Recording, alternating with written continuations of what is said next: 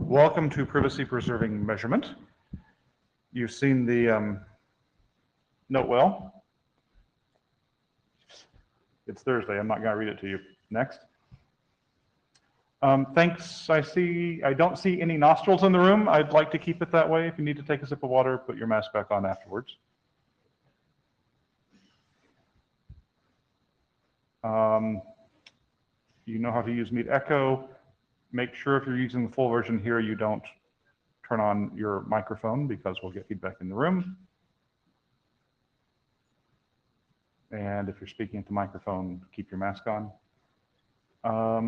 I think we're ready for Siobhan. Siobhan's going to talk about STAR, and then we're going to move on to that.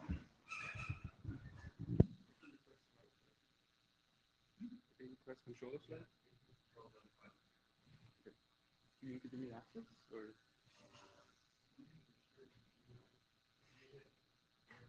Yeah, that's the.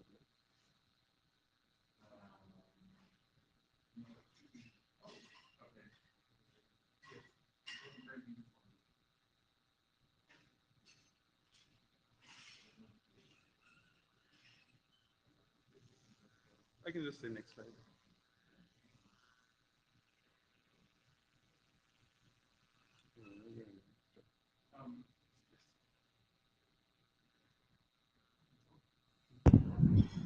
Chris, are you in queue for agenda bashing? Yes, I'm in queue to bash the agenda. There was no opportunity to do so.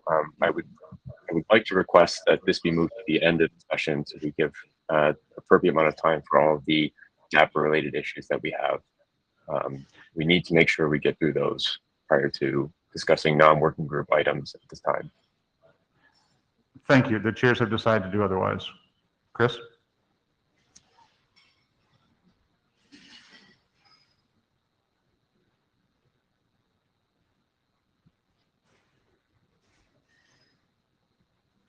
Chris Patton.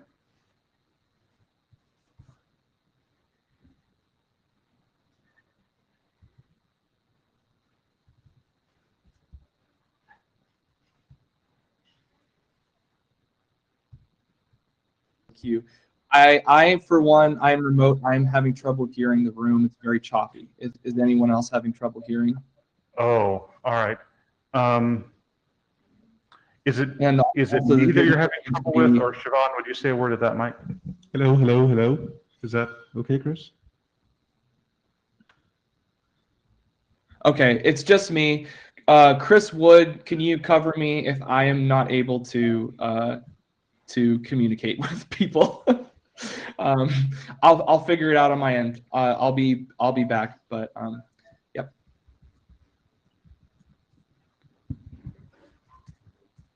Okay, go ahead, Siobhan. Right.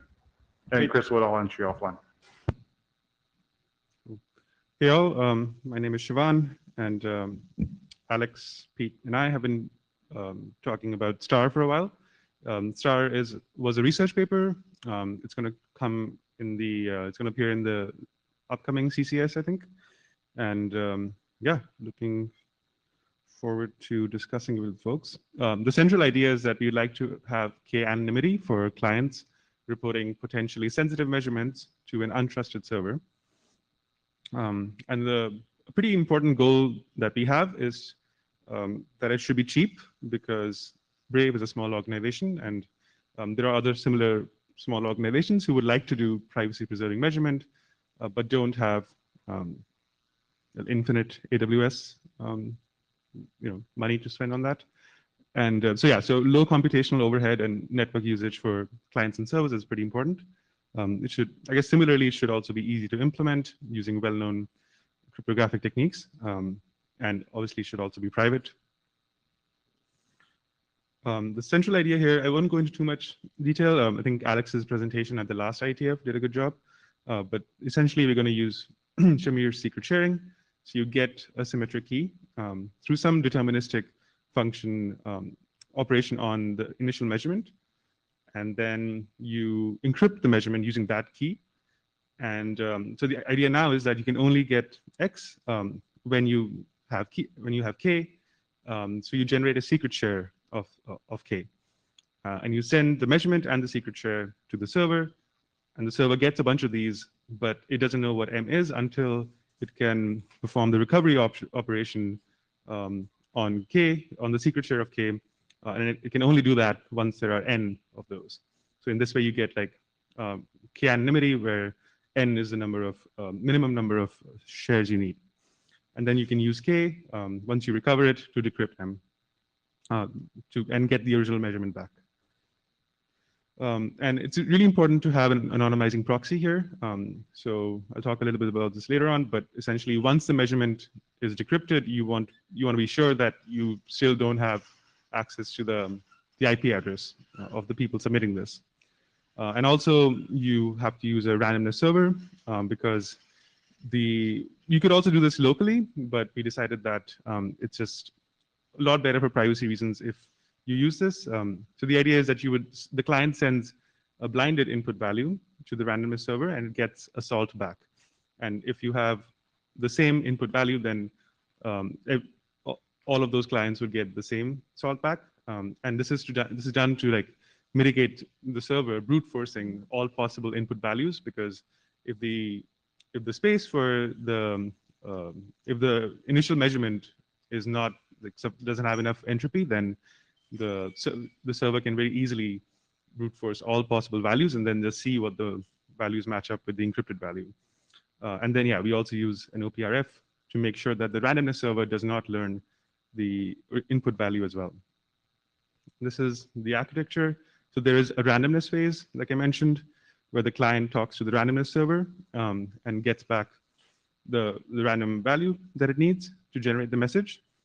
And then there's a key rotation, and this is done so that when the aggregation server gets the message, the randomness server has already rotated its keys. So the aggregation server can't ask the randomness server at this point. And yes, and then the client sends the encrypted message over an anonymizing proxy to the aggregation server. And then there's an aggregation phase where you can reveal the original message if it's sent by enough clients.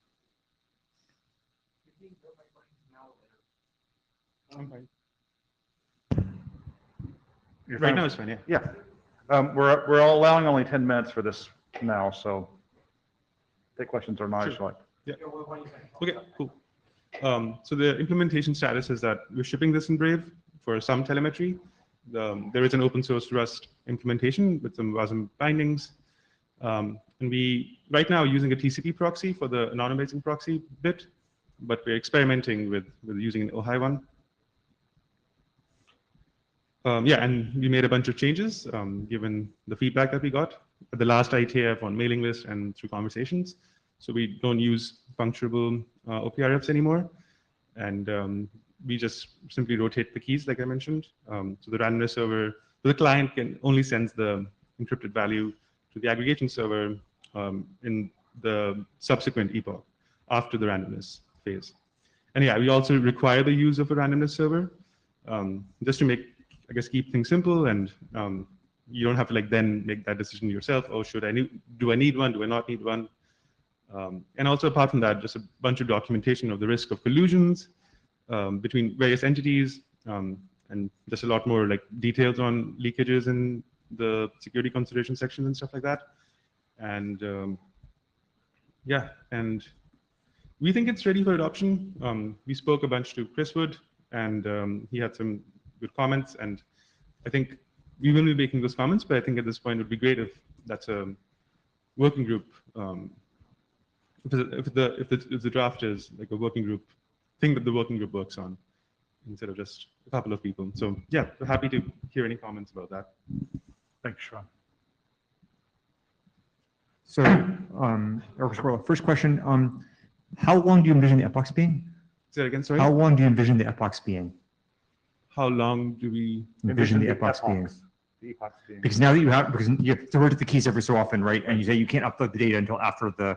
Right. So how long do you envision the epochs being? Right. So right now we use it. The time period we use is 1 day. Okay. But that's what we imagine. Would be Sure. around. Yeah. Okay. My second question is, what happens if I, as a client, generate a bogus share? What I mean is I generate a share that corresponds to a different encryption key. Right. Yeah, so this is something that Chris Wood brought up as well. And so you mean like when you finally decrypt it, you get a value that is not the same as the other ones, right? Well, that's not what happens, right? No, I generate a Shamir secret share that corresponds to a random value.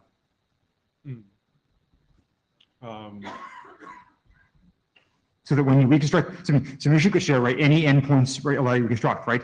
And so imagine the amount, like a modest Sybil attack, or 20%. So you need 500. So you need 500 shares, and 10% of the shares are bogus, and correspond to, and correspond. So what happens then? So, but is a secret share? You're trying to attack a particular. What I want is to make it impossible for you to reconstruct a given value. So for instance, like you're collecting the top URLs, right? And I want to make it impossible for you to collect the google.com Sure. on the top URLs. So what I do is I generate a Just any. Yeah. I generate a thing that has the encrypted value for google.com, but has a secret share that corresponds to a random point. I think generally we are keeping Sybil attacks out of scope, because I think that's a common problem with like many systems. But the one thing that we were talking about with Chris is that if on decryption, like that's one aspect of it, is that on decryption, if you see a value that is different from everyone else, then you. No, I think you're misunderstanding me. No one will be able to decrypt. Right. I see that. I think in general, like, we will be not considering Sybil values for. Sybil Okay, but attacks. this is like the most trivial denial-of-service attack in the world. Like basically, like so. So let me try to get the point. If because of the way Shamir secret sharing works, if any input value is bogus, that output key is bogus, right? So if I can convince you to take as one of the quorum of n keys that you just reconstruct a point of mine, and my point is bogus, the consequence will be the key is bogus, and now you can't decrypt any of the values because you correspond to a random key, and so the AED fails. But you still wouldn't be able to. You would still be waiting for enough number of. No, because so as I understand it, you inventory you sort the keys, you sort the inputs on the encrypted value, right? Right. good. So you bucket them up on encrypted value, you take the corresponding secret shares, right? Now you construct the key. And now you get a key and you try to decrypt them, and none of the values will decrypt. And so, because if you consider one key, you consider a random key, right? So you've got to find some way to reject the bogus key, the bogus inputs, right? And so, if I remember correctly, there was some technique that Apple used in their in their system for this, but like I don't know how to do it with this design. So, so I think this actually does an answer for this. I think it's not just. I mean, so Sybil. I mean, it's like one thing to be like we don't have grand Sybil attacks, but like the situation where the situation is that like if I can get any small fraction of the keys that you can't decrypt, that's like actually very serious. So I think you need a way to reject bad input shares. Okay. Yeah, I got to think more about that. But did you have another? I don't know. I don't know how to fix it. I think, as I said, my pointer would be that there was a that in the Benet, I can't remember the Myers, Apple, CCM thing, they had a secret share scheme, and they had some way to reject bogus values. So maybe you can steal that, maybe you can't. Yeah. The queue is closed, and Alex, you're the last speaker. Hi, can you hear me okay? Yes, Alex. Yeah, I'm Alex. I'm one of the authors of the Star Draft, co-authors of the Star Draft. So in answer to Eric's question, that's what we do in Brave is we take the minimum threshold number of shares and try to reconstruct. And then if we can't reconstruct, we keep taking random sets of shares. So that's like one thing that we do. But that won't work if there's any substantial fraction of shares are bogus. No, it's 10%. Say your threshold is 500 shares, right? And 1% of the shares are bogus. What is the chance that 99%? So 0.99 to 500 is like an incredibly small number. So like that doesn't work. It doesn't work as that kind of attack with any kind of power at all. Agreed. But the adept secret sharing framework that we currently have has like a mechanism for deciding whether shares are authenticated or not, and that's the thing that we use currently. How do you authenticate it? There's mechanisms in the adept secret sharing framework to decide whether shares are valid or not, and whether they agree with a certain policy. Okay, I do have to write this down because like. I think that thanks for highlighting that point. I think we're out of time. We need to move to the next speaker, which is Tim. Thanks for mentioning the question of adoption. We might come back to that if there happens to be time at the end of the session.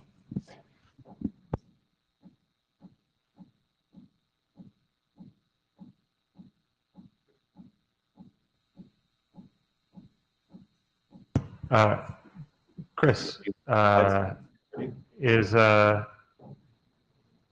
see Tim is in the queue too. Tim, this is your presentation. Do you want to present slides? No, go ahead if you have them. Oh, I see a slide request. I'm happy to approve that.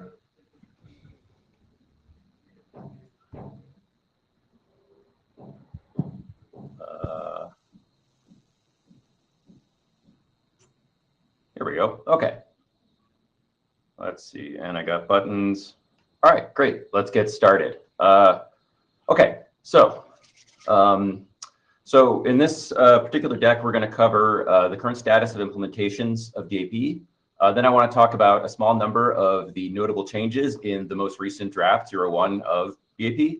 And then we're going to use that to segue into the discussion of a couple of one or two open problems that the chairs have encountered and that we're interested in discussing in the working group. Before I move on, I just want to check, can the room hear me? Everyone can hear me okay? Chairs? We hear you clearly on site. Sounds good. All right. So implementation status. So as of right now, we have 2 implementations of draft, IETF, PPM, DAP 01 that are up on GitHub. So first there's Daphne, which implements a DAP leader, helper, and a collector, and is written in pure Rust. Then Janus is another implementation of DAP server components, also written in pure Rust. So Daphne and Janus are independent implementations of DAP, though they do share some common dependencies, which we'll get to in a minute. And finally, there's DivvyUp TS, which is a client, so it only has enough of the protocol and cryptography bits just to do report uploads. And it's written mostly in pure TypeScript, although some of the cryptography dependencies are transpiled from Rust. So as Chris Patton would have explained had he gone before me, so the DAP protocol is defined in terms of VDAF, which is verifiable distributed aggregation functions. So that's being standardized through the CFRG. And draft 02 of that just dropped a few weeks ago now. So we have an implementation of VDAF draft 01 in libprio rs, which is up on GitHub and also published as crateprio on crates.io. The significant thing that's missing from libprio in order to be an implementation of VDAF 02 is an efficient, which is to say scalable implementation of Poplar 1, which we don't currently have, but we're hoping to get to in the coming months. So as I mentioned before, Daphne and Giannis are independent implementations of DAP, but they both use libprio to implement VDAFs. So certainly it would be nice to see more implementations, and especially ones in some languages besides Rust. If anyone out there is interesting. So yeah, all this stuff is up on GitHub. Please, go check it out. Maybe deploy them. Let us know how it works out for you. So we have been doing some measure of manual testing of interoperability between Daphne and Giannis, which has gone all right. And going forward, we're looking at designing an interoperability test framework inspired by the Quick Interop Runner.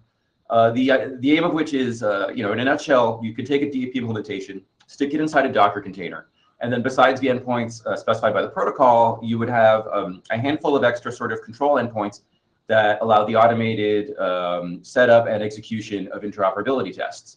So the idea being that hopefully at some point we'll have some test running in like a continuous integration setup somewhere that gives us like ongoing results about whether the implementations are working and can talk to each other.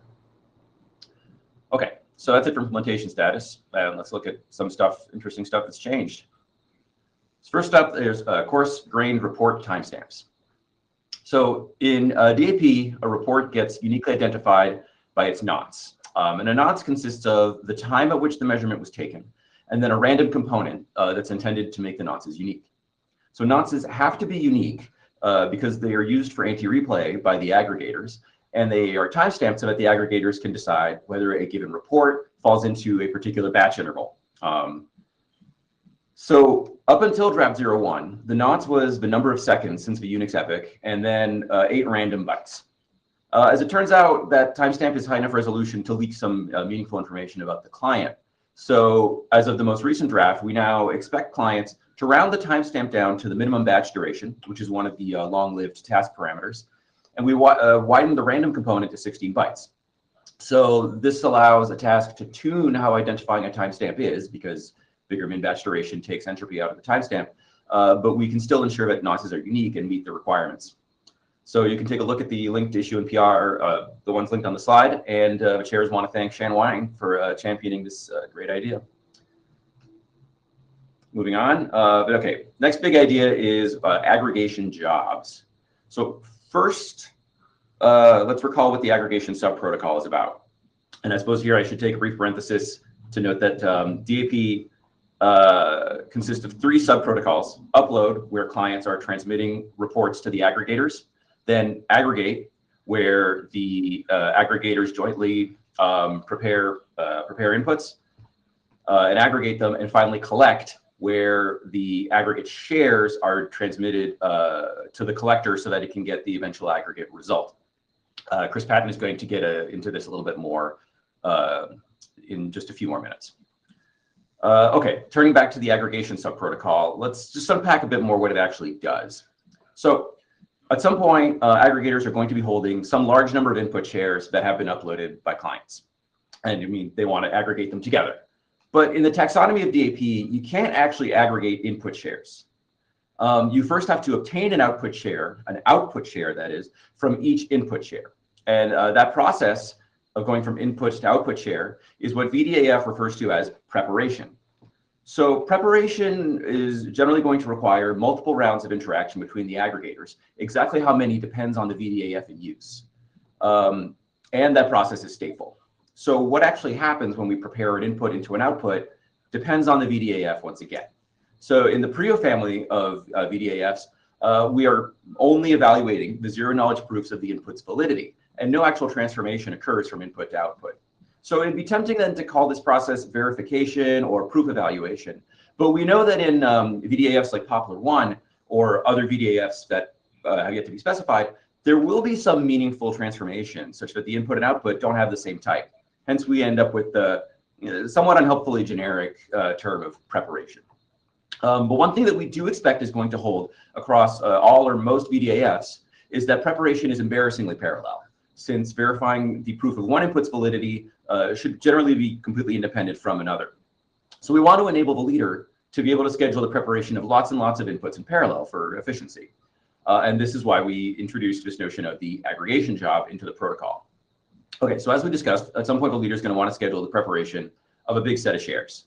In the Prio family VDAFs, preparation can begin as soon as the aggregators receive inputs from the clients because there isn't an aggregation parameter in those VDAFs.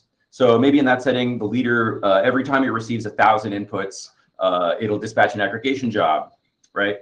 But in something like Poplar 1, you can't do preparation until you get an aggregation parameter from the collector. So there, maybe the collector will have gathered 10 million client inputs by the time it gets the aggregation parameter. And at that point, it's going to want to schedule, say, 1,000 parallel aggregation jobs to get the collector the aggregate results, aggregate shares as quickly as possible. So either way, what the leader will do is generate random aggregation job IDs and assign a set of reports to each job. That mapping of one job ID to many shares gets transmitted to the helper in the aggregate initialize request, illustrated here on the slide, and that job ID is going to be referenced in subsequent messages in the aggregate protocol. Right, so then the helper can use the job ID to index into its own storage to fetch the state and execute the next step of VDAF preparation. So this enables many helpers to work in parallel, provided they can share some storage, like a database or a key value store or what have you. And the other virtue of the scheme is that since the job IDs aren't secret, the job IDs aren't secret, and neither do they need any complicated anti-replay protections, because all the sensitive state is in either aggregator's trusted data store. So again, you can check out the linked issue and pull request on the slide if you want to learn more about the context behind this change. All right, moving on. Now let's discuss how the aggregators authenticate to each other in this aggregate subprotocol that we've just been discussing. So in DAP, aggregation is coordinated by the leader aggregator. Though actually in the aggregate subprotocol, the leader is acting as a client to the helper's HTTP server. Now, this channel between the two aggregators has to be mutually authenticated to prevent network attackers from impersonating either aggregator. We might assume that they talk over TLS, which helps to an extent with server authentication, but we also need client auth here. So what's in the spec now, as of the pull request linked in the slide, is a requirement that the leader has to set a bearer token under this DAP auth token header that we invented in the request it makes. And the value of that token is a secret pre-negotiated between the aggregators before the start of the protocol. Now, we did this because it enables the deployments that we have in mind right now, but this isn't really a workable solution for the protocol. So first off, long-term shared secrets between the participants is not desirable. We should do our best to avoid that, of course. And more to the point, because it's such a specific prescription, it makes it impossible for deployments to use any number of existing well-established auth-in or auth-sed mechanisms widely used in HTTP APIs. So this in particular is something that we definitely want to change in a future draft. But at this point, we should take a step back from the specific interaction between the two aggregators and look more broadly at how protocol participants are authenticating to each other when they communicate in DAP. And we have such a summary in this slide here. So, right, so here we have the different communication interactions between DAP participants. So in the first row, we're looking at how the client interacts with the aggregators to upload its input shares. So in this case, the design requirements are confidentiality, which we achieve by having the client encrypt either input share to an HPK public key advertised by either aggregator. Of course, this is necessary because if a network observer could see the input shares in the clear, then that would defeat all the privacy goals of the protocol. What do the colors mean, Tim? The colors are intended to match up the requirements to the specified mechanism that satisfies the requirement. And then red highlights just like stuff that's going to change. Hence the motivation for discussing this with the working group today. Okay, where was I? Right, confidentiality. Right, so we protect the input shares in flight by HTTP key encrypting them to a public key advertised by either aggregator. Okay, then of course this has to be, we need server authentication in this setting because we want to make sure that the input shares are being transmitted to the authentic aggregators participating in a DAP deployment. So we do this by having the client fetch the HPKE configuration that it's going to encrypt to over TLS so that the server identity can be verified that way. Excuse me, where was I? All right, finally, we have the DAP allows but does not require the client to authenticate to the aggregators. So it's tempting to require client auth as a mitigation for Sybil attacks. And in those deployments where this is possible, that's going to be extremely effective. But it's not going to be the case that every deployment will be able to have a meaningful client-side identity with which you could authenticate.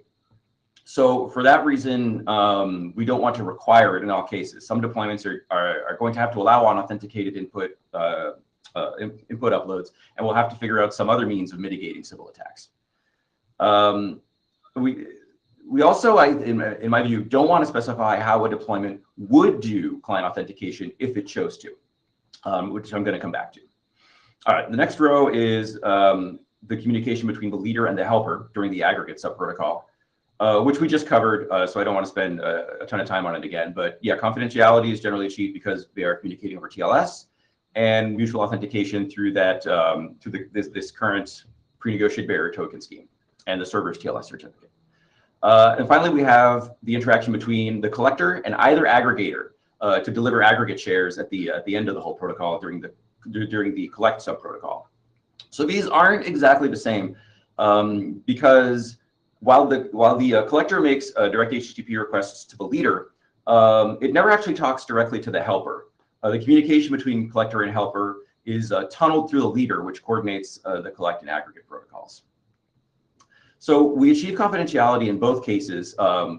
Here I mean the transmission of aggregate shares from either aggregator to the collector by having the aggregate shares HPKE encrypted to a public key advertised by the collector. But we don't currently have a good story for how the collector is meant to authenticate to the leader. What's in the text right now is the same bearer token scheme as between the aggregators.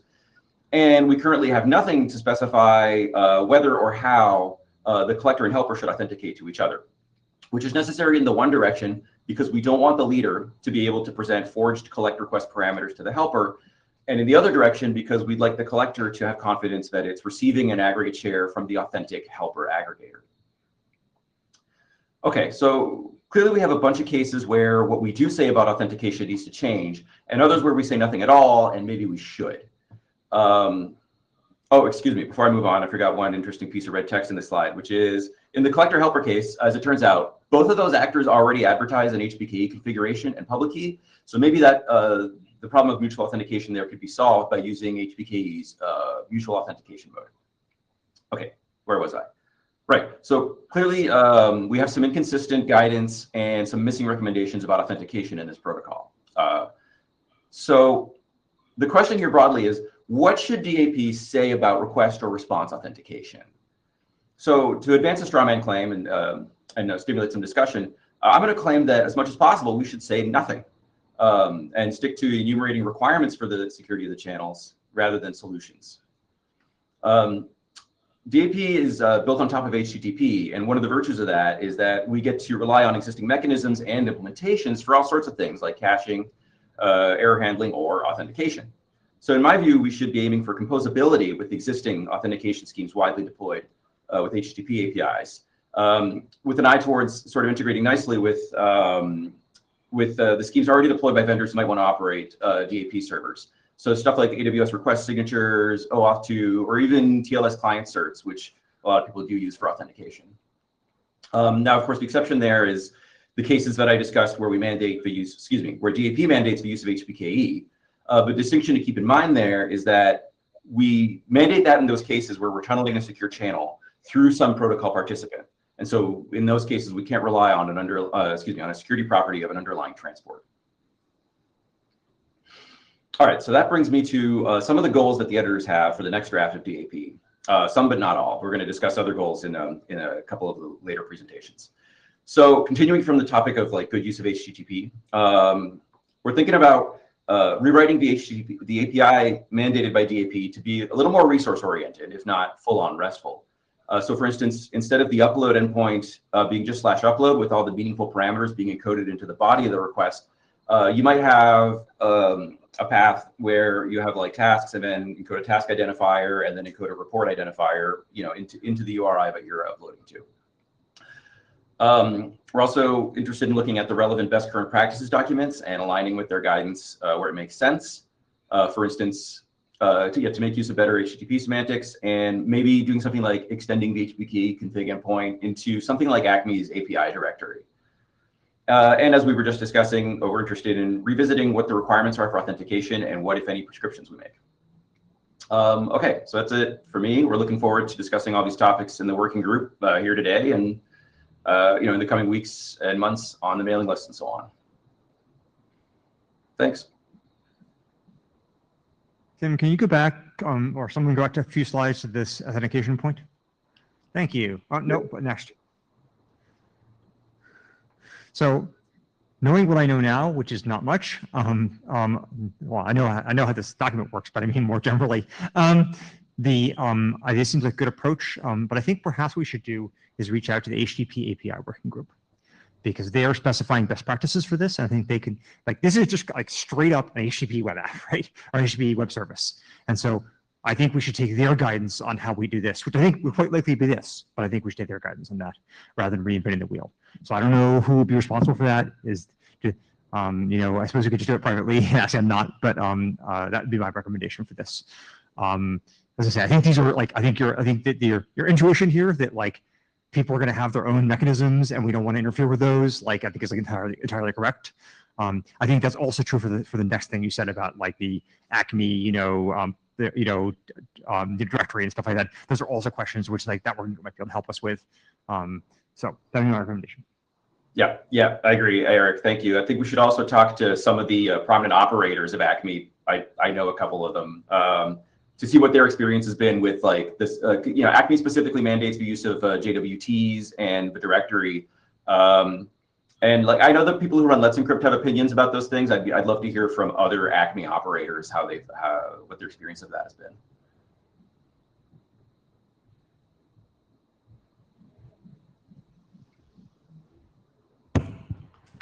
Chris Patton. Yeah, I just wanted to mention I'm a little apprehensive about leaning on HPKE for mutual authentication. I kind of see the motivation though, because we have basically this collect request from the collector goes to the helper via the leader, and if the leader is attacking privacy, then this is a problem.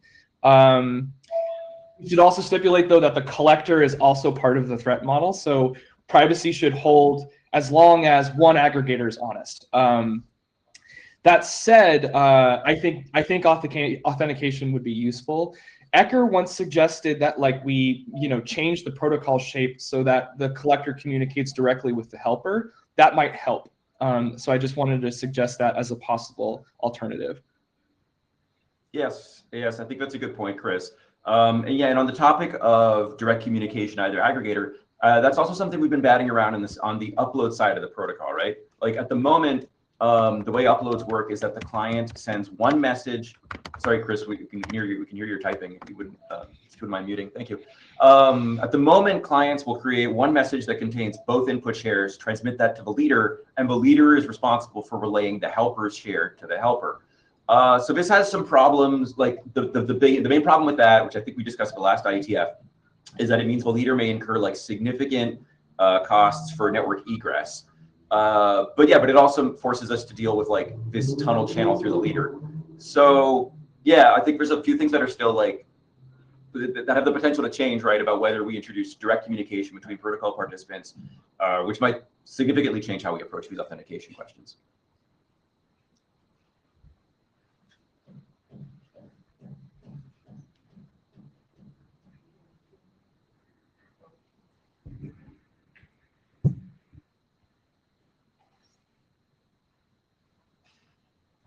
Rich Saul's, in this case, HTTP API co-chair.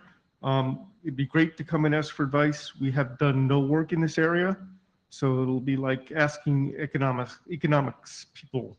You know, you'll get 10 people giving you 11 opinions.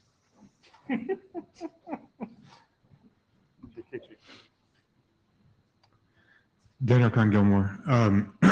I want to reinforce the concerns, Tim, that you're raising about the dependence of this on proper behavior of some of the centralized players. In particular, the leader has worried me with this design. You know, the goal here is to make it so that, as I think Chris said, it should be, the privacy should be preserved as long as there's one aggregator who's playing fair.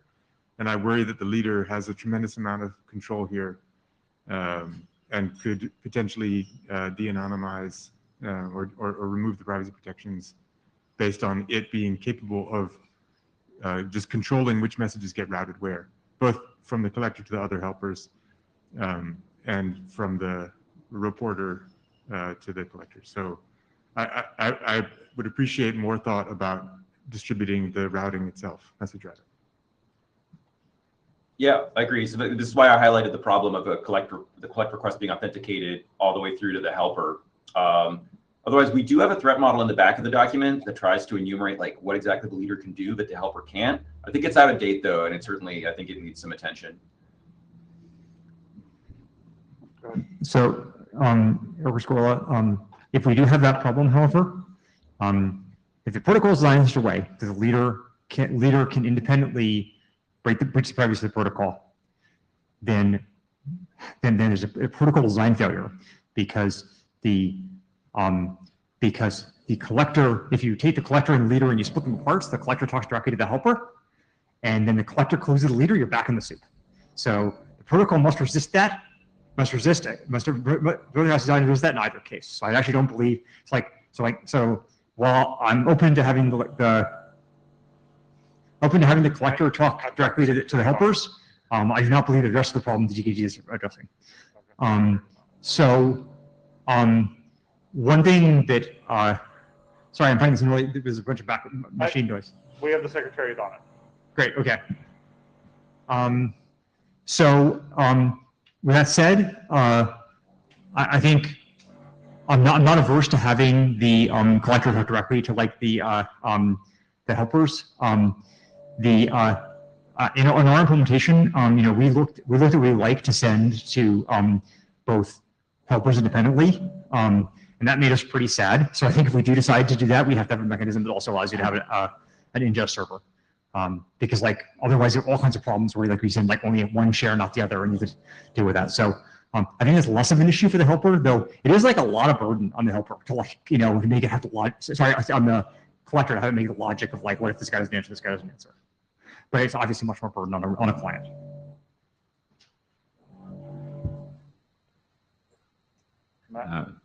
Matt Finkel, Apple. So I also want to echo some of DKG's concerns, but separately, I noticed in the draft that you specifically say that only one only one helper is supported. Is that still the case? Because I did not pick up on any real blockers for that, but I'm curious what's preventing that. Thanks. All right. So my understanding is that there is nothing in like the underlying crypto constructions, which is to say the VDAFs, that precludes additional helpers. Although Chris Patton is about to correct me because I think that's not popular. But in Prio, you can have arbitrarily many helpers. DAP kind of makes the soft assumption that there's exactly one helper though. We're a little inconsistent, I think, throughout the draft about whether there's exactly one helper or not. But yeah, so in my view, there's a trade-off between, like, if you add more helpers, you get in some sense more privacy because more actors have to collude to defeat the privacy of the protocol. But that's a trade-off against like the resulting complexity of the protocol because you have so many more actors to coordinate. So I think where we're at the moment, I suppose when I say we, I just mean the editors of the document, is that exactly one helper is, yeah, I think that's where we're at the moment.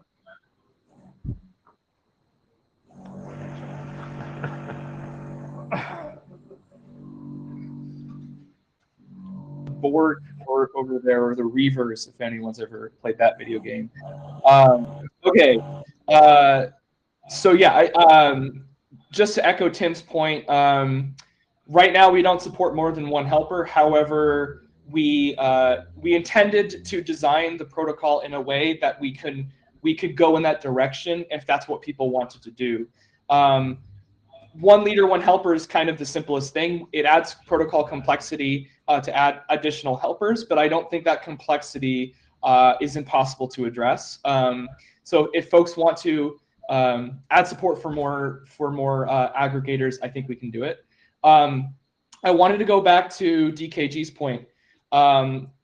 Collector to helper authentication doesn't have anything to do with the extra power that the leader has. The extra power that the leader has to do with Sybil attacks, because the leader gets to pick the set of reports that are aggregated. We don't have a generic defense for Sybil attacks. That would probably be pretty hard, but something definitely we should find solutions for. I wanted to point out that the helper also can do Sybil attacks. By anyone who can upload reports to the leader can mount a Sybil attack. They have to collude with the collector because as Tim pointed out, the aggregate shares are encrypted under the collector's public key. So as long as one server's honest, the attacker doesn't see the result. But we want to be able to deal with the case where the collector is malicious. So because reports are unauthenticated, there's anyone can do a Sybil attack. And I think the leader's relative strength is kind of minor. And I would like to see defenses be more generic and not just apply to that particular situation.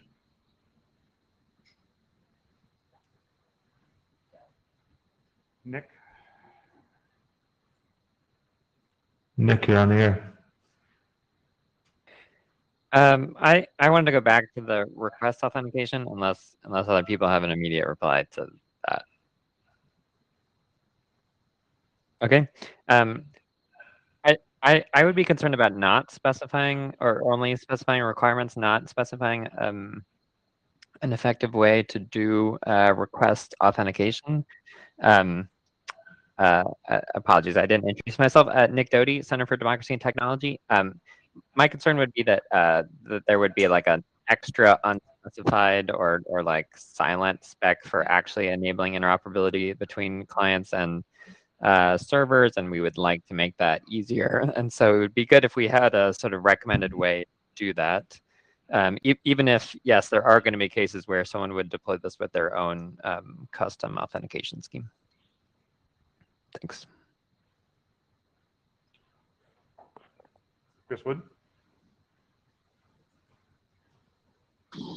On the topic of one helper versus multiple helper, I'm sorry to keep bouncing back and forth between different things. I wouldn't be surprised if we find out that Poplar in practice is just like too expensive to run, given how many rounds it requires for every single bit of input that you actually want to aggregate. So I don't know what that says about the fate of the DApp as a generic thing for all VDAPs versus DApp as a Prio specific or Prio Plus or whatever specific protocol. But I could see a future wherein DApp kind of gets less general, more specific to Prio, and maybe a heavy hitters like solution gets its own thing. Maybe that's Star, maybe that's something else. But if that were the case, then accommodating multiple helpers would be rather straightforward in DApp for Prio. But if it's like super general and we have Poplar with its constraint that it only works with one particular helper, it's not clear like what the result in terms of complexity would be on the protocol. But I just wanted to note that like we're not set in stone here. We might see that things get less general or not as we go forward.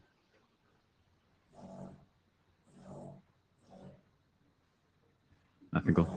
So on the topic of the leader's power and control over the system, can you just clarify, just so I know I'm understanding it?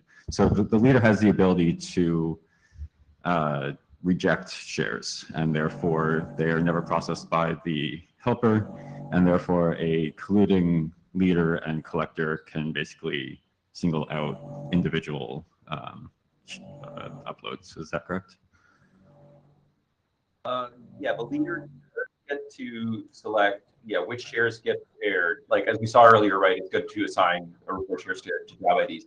However, the helper also can do this on a per share basis because the response that the helper delivers to a leader's aggregation request is going to include like a list of essentially a list of like per input preparation messages.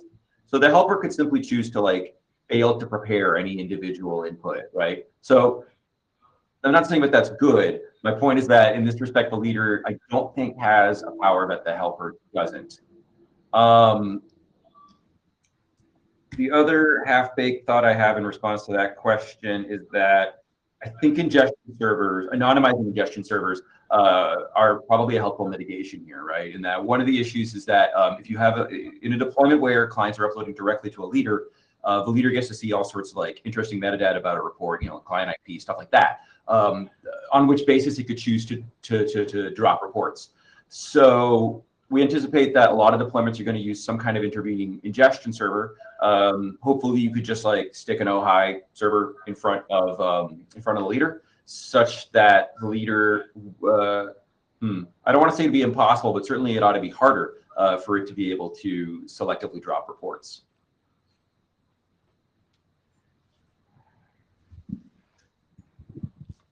I think that's the last word on this topic, and we're going to move to the next presentation. Chris Patton.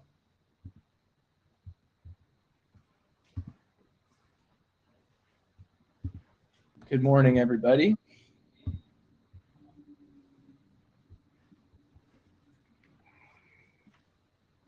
All right. So we had planned for me to go first. I was going to start with kind of an overview of, hold on, let me turn off this. There we go. We were going to start with an overview of the DApp protocol. I'm curious if people would find that useful at this point. Chairs, can you basically just tell me if I should do like a 4 to 5 minute overview of DApp? Thumbs up. Thumbs waiver. 4 or 5 minutes, go. Yes. All right. Cool. Well, so what this talk is going to be about is about how people use DApp. Recently, since adoption, a couple of use cases that have come up that we don't support very well. So what I want to ask the room about is what protocol changes should be made, if any, to accommodate these use cases. And as I'm talking, I think it would be helpful if folks would sort of think about how they intend to use DApp and whether the protocol really suits their needs. So as Tim mentioned, DApp centers around a particular class of multi-party computation schemes that we call VDAPs. These all have basically the same shape. We have a large number of clients, each with a measurement. Clients split their measurements into what we call input shares and upload these to a small number of aggregation servers. The aggregation servers interact with one another in order to verify and aggregate the reports. At the end of this process, each computes a share of the aggregate result. Then later on, a collector comes along and pulls aggregate shares from the aggregators and computes the final result. So yeah, VDAPs are being worked on in the CFRG. There is a link to the document there if you'd like to learn more. But this broadly covers things like Prio, Poplar, and other schemes that we've found in the literature, and we hope this becomes a target for cryptographers to go design solutions for the problems that we have in this working group. So what DApp is basically is a way for executing a VDAP over HTTP. And as Tim mentioned, we sort of think of this as three protocols in one, all of which are being executed simultaneously. So the first is the upload protocol. Clients take their measurement, generate input shares, and then upload these to one of the aggregators, the leader, in a report. The input shares are encrypted under the public key of each of the aggregators in order to protect them. And at the same time, the aggregators are aggregating reports. So this process begins with the leader who gets all the reports. It picks some set and takes pulls out the encrypted input shares of the helper and sends these to the helper in an HTTP request. And then after some number of rounds, they have computed aggregate shares for the set of reports they were able to verify. And finally, we have eventually the collector comes along and grabs data. It does so by sending this thing called a collect request. And this is where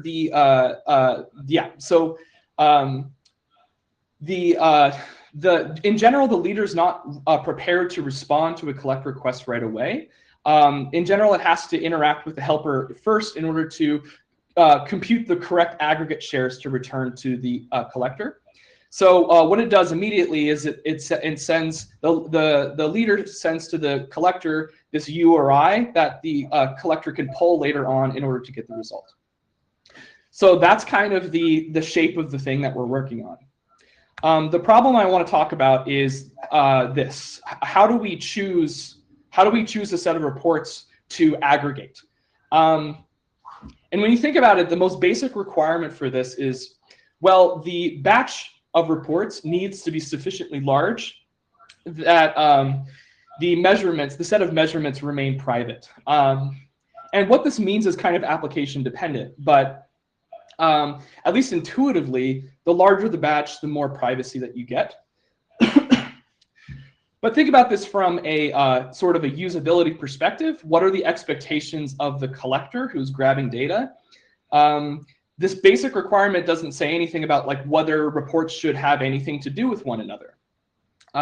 So how do we like kind of automate the process of grouping reports?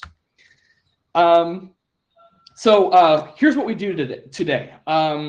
Basically, reports are assigned to a time window, a discrete time window based on a timestamp that's generated by the client and included in the report.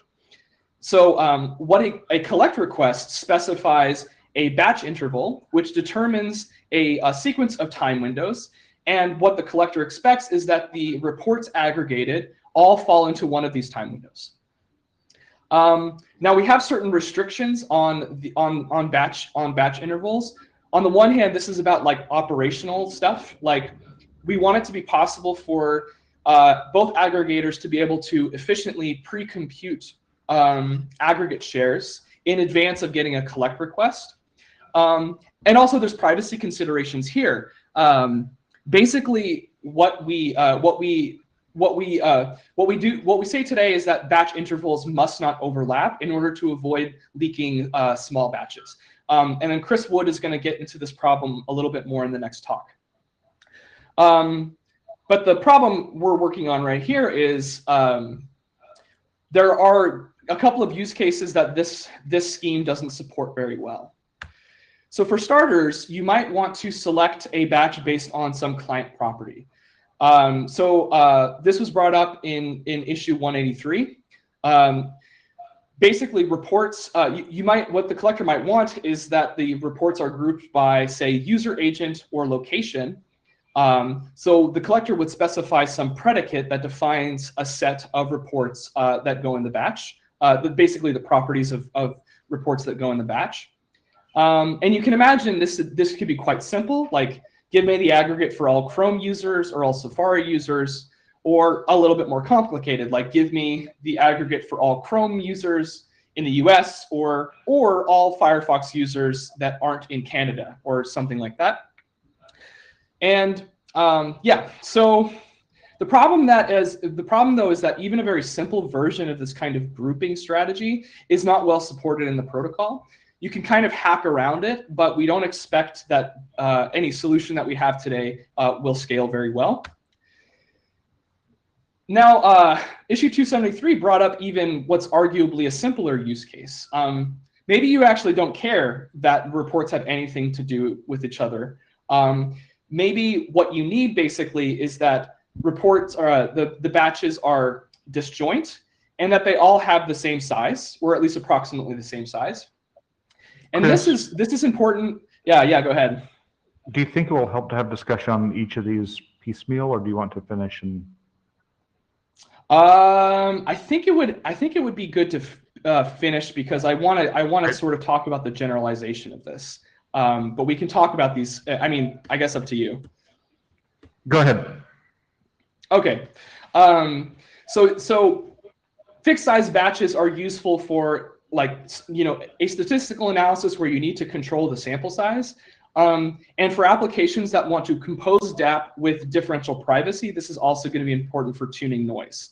And then there's also, waiting for the current time window to expire before you compute an aggregate can add latency to the system that might not actually be sort of necessary. So this sort of fixed size chunks use case, which was brought up in this issue, is not supported at all today because the collector has no control over the batch size beyond specifying the minimum size. Okay. So, all right. So where we are, we think, is that we need more flexibility. The question is how much. And we need to stipulate the fact that collectors in DAP are going to be more constrained than in a traditional database or telemetry system. And this has to do with some privacy issues, which Chris will talk about in the next presentation. Lots of open questions there. But even from like a functional perspective, we need to figure out what we need. One question is, what are all the query types? So I've talked about 3 here. Basically, this time series things that we have today, grouping by client properties, or partitioning things into fixed size chunks. What else do we need? Another question is, do we need to be able to compose different query types? This can get quite complicated, I imagine. Not all query types would necessarily compose. And finally, would every DAP deployment need to implement all query types, or is this something that we can allow folks to implement incrementally or not at all? So yeah, so I guess I'll leave this slide up for the discussion. I can also go back and forth as needed. My proposal for draft 2 would be to take an incremental step that is minimal but is sufficient for our use cases. And I think this would involve enumerating all the possible query types that we want to support in a way that's extensible. And then I would add some additional requirements to this. Basically, the idea would be that the collector would include in its collect request a query that the leader would use to choose a batch of reports that satisfy that query. There are some additional requirements here to think about. Yeah, so my question, I guess, for the room is, does a protocol change that satisfies these requirements fit your use case? Do you think we need something else? And I see Ecker's in the queue in person. Yep. Go ahead. I am, in fact, in person, not a Sybil. So Do not believe. I want to just talk this over before I start saying what I think we ought to do. So I guess I want to make 2 observations. One, I know Wood's going to talk about the privacy implications, but I think we're already like kind of out of the zone where we can plausibly make privacy assertion. So like the property that's nice about the current design is that you can just look at the possible, and queries is too strong a word, the possible outputs, and draw conclusions about the privacy properties of the system, right? You draw some k-anonymity conclusion, you draw some like conclusion about like intersection attacks, like you can just conclude it's safe or unsafe, but like you can just analyze it, right? And so I suspect that the minute we get to the point where, and the reason you get the property is because you guarantee only process each input submission once. And so as soon as you get out of that mode and you allow any other structure, which I think we're gonna likely have to, which I think it's not quite clear to me what this allows, but if it does, and so all the sort of screwing around we've done is about trying to make that single processing requirement easier to implement on the helper on the leader, right? And so yeah. As soon as you get out of that mode and you say you can make one query, multiple queries on the same submission, which is not quite clear to me if this allows, but like it implicitly might allow. And certainly we're much harder to implement, if it doesn't allow. Then like the situation is much more complicated to analyze. and there's some other way to think about it. I'm not saying you can't analyze it, but I'm saying that trying to analyze what the protocol permits and doesn't permit will be almost impossible. You policy construction instead. To look at a different example, and so that's like the first thing I want to say. To look at a different example, the way IPA works, the Meta Mozilla proposal for interoperable private aggregation, instead of having the selection of the submissions is entirely within the remit of the effectively what's in this case the collector, namely that the collector collects all the submissions and then shoves them into the helpers for analysis, right? And so it can do anything it wants, modulo whatever mechanisms are provided for privacy. And so what I wonder is whether or not that kind of design, even if not that specific design, is what you want here. In particular, allowing essentially, instead of trying to create some language here that is sort of like restricted for what you can say, I wonder if we want something like much fancier instead, right? And so what I need fancier is effectively to say, well, the collector can select any subset it wants via any mechanism it wants, and then they just get analyzed, and we have some other mechanism for ensuring privacy under those conditions. But that mechanism could be, I'm not quite sure, but as I say, once we have any kind of query mechanism that allows overlapping queries, we're already in the soup, and we're just gonna have a flexibility question to analyze. So, like here's like my dumb version of this, which is effectively that the collector gets to upload a piece of JavaScript that the leader and helpers execute to determine whether to like include a given section. Another version of that would be for the leader and helper to provide the collector with the entire inventory of every possible submission, and the collector simply say aggregate these ones, right? And so the reason I'm saying this is not to make the problem harder, but to make it easier, and to sort of admit the fact that we already are sort of like off the fairway, and try to solve the problem on the far end of the fairway instead of trying to solve the problem by restricted grammar here. So one thing I'd point out though, so this fixed size chunk use case, here's kind of it's simple in that there's no reason to ever have overlapping batches. What we want is every chunk is disjoint. Yes, I would love to be able to support something like this that is simple and already kind of constrained. But I like your point though is well taken. Like whatever we do here, I think at a minimum we can try to prevent overlapping batches. Like that, I think that could always be defined. Although with like the grouping thing, like what this is kind of about is I want to explore the data. Like yeah. Well, they could be overlapping because the intersection between Chrome users and everybody else, that would be an overlapping batch, might tell you something about everybody else. That's what I'm saying. Yeah. So I think like one. So again, like I don't know. I guess what I'm saying is like instead of having like when we initially designed this, the kind of idea was we designed a grammar that would basically not let you say things that were illegal, right? And the grammar like wasn't even really a query grammar. It's just like this is how it works, right? And so and that grammar inherently enforced one query per batch, right? One query per submission. And so I think we need to go back and say what's the underlying rule that guarantees privacy, and then let's implement that rule on the helpers and not worry about like and not try to minimize state on the helpers and leaders, and just be like the helpers leaders have to implement that rule, and then within the limits of that rule you can do any query pattern you want, and we won't try to restrict that. So I think that's probably a better way to go. And so like if we say right now the answer is one query per submission, then you like keep a counter on every submission and like and only allow one query, right? Yeah. And if the answer is some other rule, then some other rule. But I think like and then I think that what basically says like and then I think the question is what's the cheapest way to allow arbitrary queries and not have to design a whole new language for that rather than try to design a language for that. So I think that'd be my put on this. I think DKG is probably going to say like the answer would be to allow no queries, and the problem will be much simpler. We're going to close the queue on this topic soon. So if you want to hop in. Daniel Gilmore. I wanted to say something similar to what Ecker was saying, but maybe looking at it from a different perspective. the reason that people are comfortable participating in this scheme is because they want to give feedback that will help the person, the group that's developing their software, or they want to report some telemetry without risking their own privacy, right?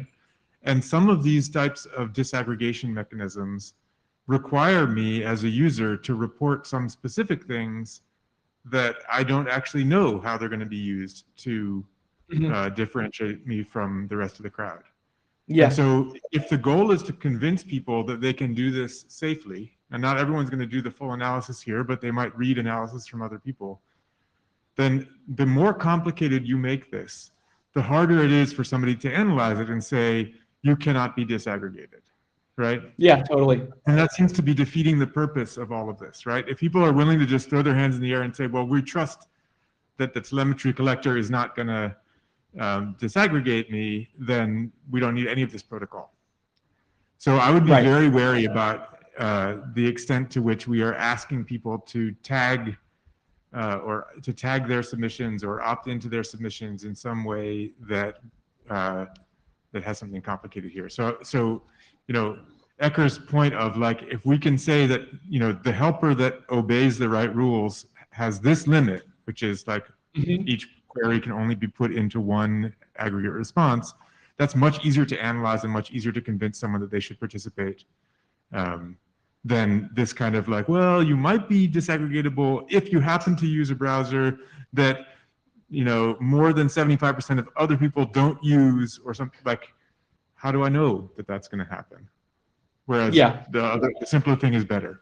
That's what I'm saying. Simpler is better. Yeah, I totally agree with that. I think where we might be heading is I would like to be able to support at least use case number 3, but maybe we sort of so one like in the original design, one thing we were contending with is, what if you don't have enough data? So like, say your batch interval is T0 to T1, and you don't have enough data to actually get an aggregate to actually get over the minimum batch size.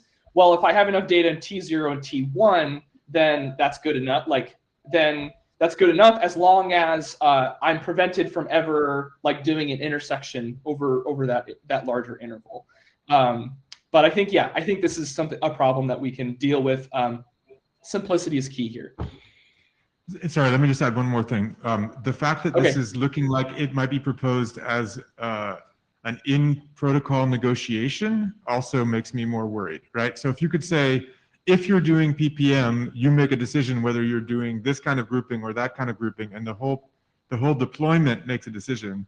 So it's not in the wire format, right? Yeah. You know, as part of the configuration of your system, that you're going to be doing this type of grouping.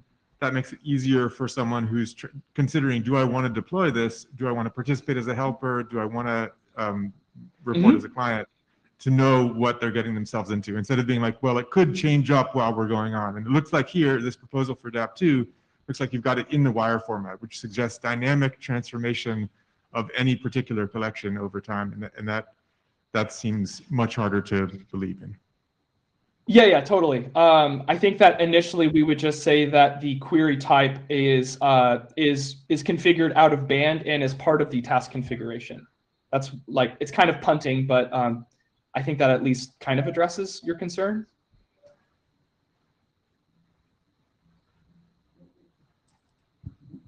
Jen?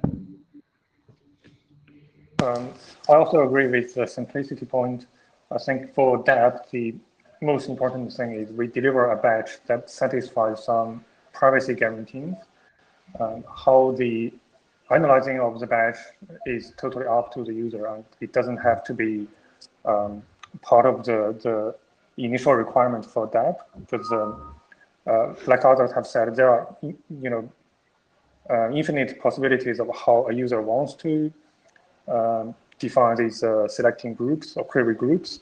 And also another point is these predicates you define for grouping the data, it can also be achieved by encoding your input shares or your measurement in a way that every client participating will subject to the same predicate. So everyone knows what kind of a task they are participating in, but later there's no way you can slice the data to pick up some user log. But you could like encode whether a user is using Chrome or Safari without actually picking out the group of users that's actually using Safari.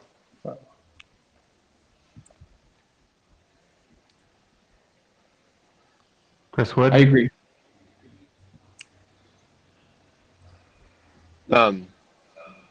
A couple things. So I think, Chris, you already mentioned this, or someone mentioned it, but the current restrictions that we have in the draft right now for validating or verifying patch predicate basically does enforce this limit that Ecker suggested, wherein you have basically one query submitting to a given report. There's no intersection allowed, and that allows us to like very reasonably conclude like certain privacy properties about the resulting scheme if you're using DApp in a specific way. It is perhaps overly rigid, particularly because it doesn't enable like the chunk-based variant here. So I would be in support of a perhaps looser enforcement that did enable that use case. But I guess what I'm concerned about is whether or not those two different, or rather, the enforcements that we put in place, whether or not it would yield a protocol or a system that's like useful in practice.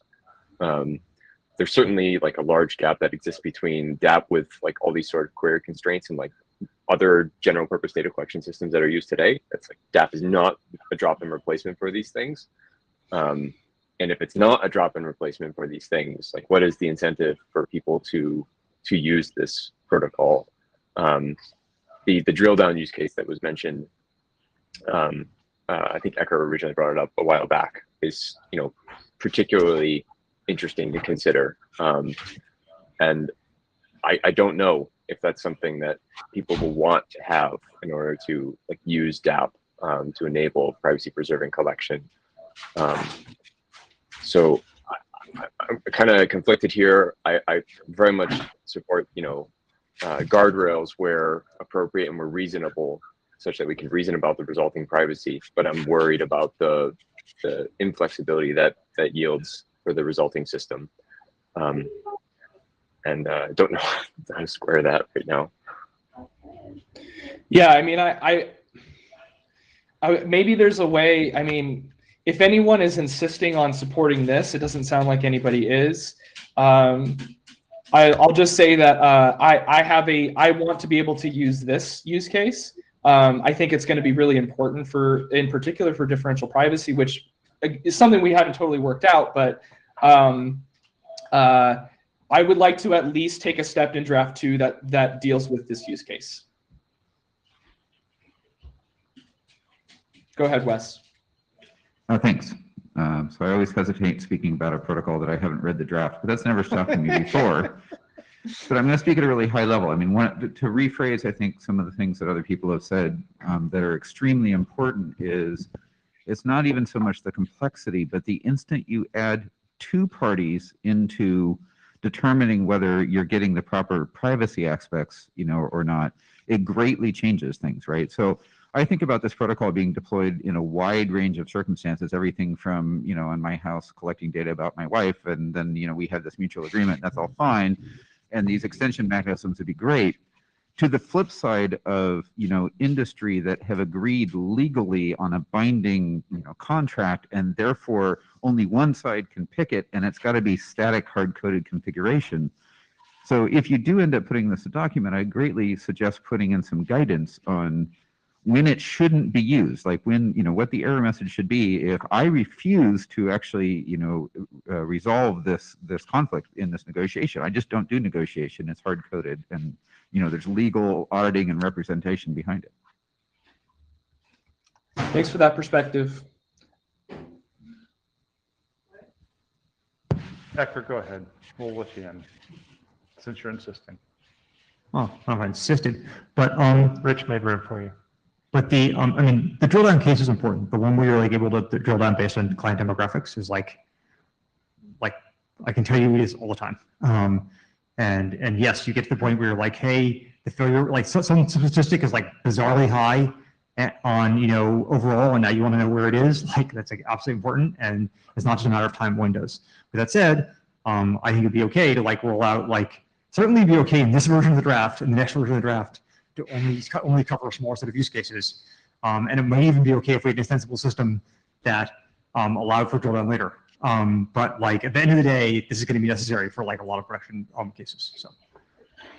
Thanks, Hacker. Yeah, I mean, it would be great.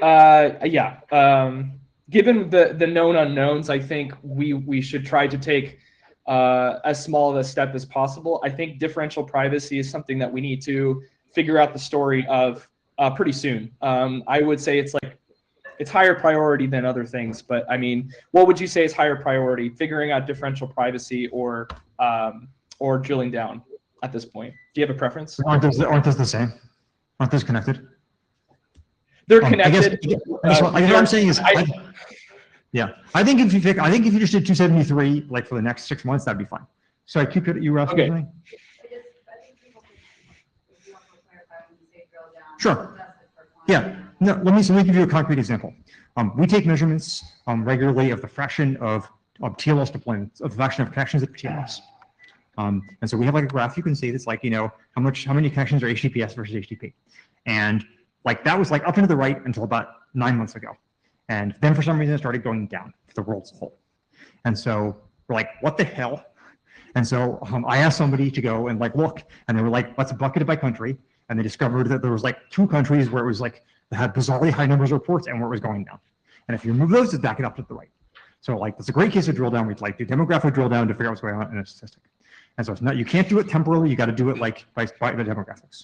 And so, you know, now again, we have to do all preserving privacy, which is the complicated part. But like, it's like, and that requires because repeated sampling on the same data set is just solve that problem. And I guess if we can't solve that problem, I guess we'll like have a less useful protocol than we otherwise would. But like, it's like a really important use case we do all the time. Chris Patton, do you have the guidance you need on this? I think so. I think the connection to differential privacy, whether differential privacy is going to be necessary or if it's sufficient or even necessary, I'm not sure about, but we can get into that.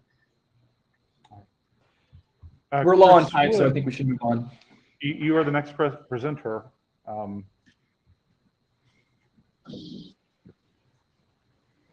Cool. I just wanted to summarize my takeaway for Chris, and that's an issue as well. I think like addressing 273 with equivalent constraints that are currently in the draft.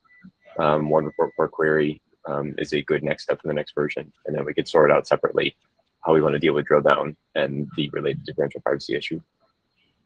Perfect. I'm going to file an issue, and then I'll start working on a PR to discuss. Thank you, everybody.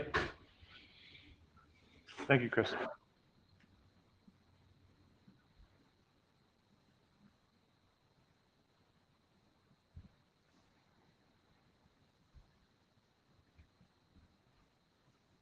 Okay, so talked a lot about privacy in the previous presentation, specifically for the Collexa protocol and what that means for DApp.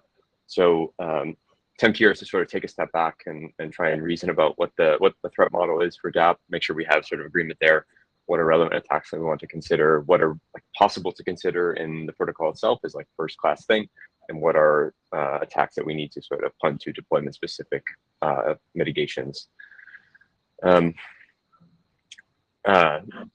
Just a reminder, you know, we just saw this, but I'm gonna repeat it anyways. The collector protocol basically allows a collector to issue a batch predicate for a particular query and get an aggregate result as the output. The details of like what happens internally are not really that important beyond the stuff that was talked about in chat. Like the leader can choose which reports correspond to a particular batch that satisfy the batch predicate. And that relates to, you know, civil attacks and stuffing attacks and whatnot. But at the end of the day, the collector issues a query with some predicate and gets back an aggregate result. And the question is, you know, what is the right way of validating that batch predicate? Right now, in the draft, we're extremely constrained in terms of what is permitted as a valid batch predicate. There's a number of conditions. I should have linked to the specific section. But the first and foremost, most obvious one is that the number of reports must be at least the min batch size, so you get the KNNE guarantees that you want from the particular instantiation of DApp.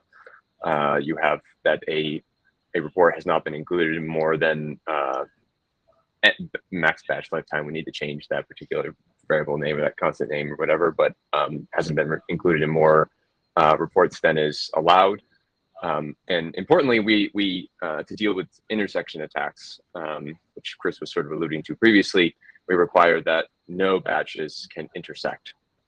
They either have to be exactly matching, so 2 collect requests, they have to have the same start and end time interval, or they must be completely disjoint. Otherwise, the aggregators are supposed to reject, or the leader is supposed to reject that particular request. But as noted, this is not really flexible. It doesn't allow sort of the other use cases that Chris was going through, in particular group-based, or maybe we need a better name for that, but whatever, or chunk-based collection. And the motivation for this restriction was primarily due out of abundance of safety. We wanted to make sure that it was not possible to interact with DApp in a way that could lead or compromise the privacy guarantees that you want from the protocol. And this seemed like the safest and simplest thing to do at the time. I think since this landed, we've had lots of discussions about what are reasonable ways to enforce it. The underlying fundamental requirement. Ecker just proposed a new one that we might move to in the next version. But the gist is that we had this huge gap. We plugged the gap, but we plugged it with perhaps too big of a band-aid or too big of a patch. So it's probably worth to identifying towards. All right, I take a step back. So if we wanted to identify what was sort of the minimal enforcement needed to take place, and the minimal patch that we needed to apply in order to allow DApp to be queried correctly, it's worth like taking a step back and looking at what DApp is doing under the hood. So Chris already mentioned this, but DApp is a multi-party computation protocol. It computes some aggregate function f that is parameterized by a query in this particular case that's provided by the collector, and then a bunch of inputs, a bunch of client inputs, x1 all the way to xi, whatever. All these inputs get fed in. Collector issues a query and gets an aggregate as output. And the privacy goal that we want is that the aggregate output does not leak anything more beyond the aggregate itself. So in particular, the person who views or is able to interactively and adaptively query the system and get aggregates doesn't learn anything about honest client inputs beyond the aggregate that is computed based on those honest client inputs. So as Chris said, sort of that means you want the min batch size to be high. Higher the better for more privacy. It's an application-specific parameter or a deployment-specific parameter. But that this isn't sort of intuitively or fundamentally sort of the privacy definition for DApp. The threat model that we consider, as a reminder, for privacy, not for robustness, is that there's some fraction of clients that are assumed to be malicious and others that are assumed to be honest. So if every client was malicious, the system wouldn't really make sense. So you assume you have some number of honest clients that are contributing to the protocol, contributing to individual aggregates, and the number of malicious entities are bounded. All of but one of the aggregators are honest, or dishonest rather. So we assume that every single, there's at least one honest aggregator that is, implementing and abiding by the protocol as specified, and everything else is malicious. And we also assume that the collector is malicious from the purposes, or from the perspective of actually interacting with the system as it adaptively queries it. This is kind of interesting because, in practice, I guess I could see, scenarios where the collector is the one actually configuring the system, deciding whether or not to use DApp in the first place. So a malicious collector could just easily not use DApp or, configure the system with parameters that are pretty awful. But we're sort of assuming that, that was done in an honest way. Clients are actively, or were configured with good parameters, and were configured with or actually using DApp, and we want to protect against now a collector that wants to subvert this honest bootstrap or an honest configuration for the purposes of learning individual information about client inputs. And as noted at the bottom, the robustness threat model is different, which does assume that all aggregators are honest. Okay, so there are a number of attacks that we've already identified and that we have either text in the document to deal with or open issues to address. The first of which is a stuffing attack, your classic Sybil attack, wherein the attacker, which could be either a combination of leader, helper, or compromised clients, is injecting things into the system, into the aggregate, to basically skew the result and allow the attacker to learn information about an individual client inputs. So in this example, we have all but one of the clients contributing to a particular aggregate are malicious, and the honest collector is, or the honest client is submitting its honest value. It would be very easy for someone looking at the aggregate to determine what this honest input was, which is obviously something we want to protect against in actual deployments of the system. It's also we're calling like an oversampling attack in the differential privacy litter. It's like continual release up to exposure, or I don't know, maybe that's not the correct technical term, but basically the idea is like you have clients that are contributing honest inputs over and over and over again up to a point where they've revealed or contributed that input too many times, and have sort of it's been folded into an aggregate, and the intersection of the combination of those aggregates therefore reveals information about the honest client's input. So in the sketch here, I have like multiple runs of the aggregation function f. The honest client x1 is contributing the same value each time, but every other client is contributing a different value, maybe either honestly or maybe maliciously. So this is kind of related to the stuffing attack, but kind of different in that it depends on like how you're using DApp, and specifically what you're using DApp to measure as an aggregate. So this is, I think, important to consider. The other attack, which is referred to as an intersection attack, was also discussed as in the previous presentation, which is why we have the sort of very restricted query batch, or the batch predicate enforcement right now.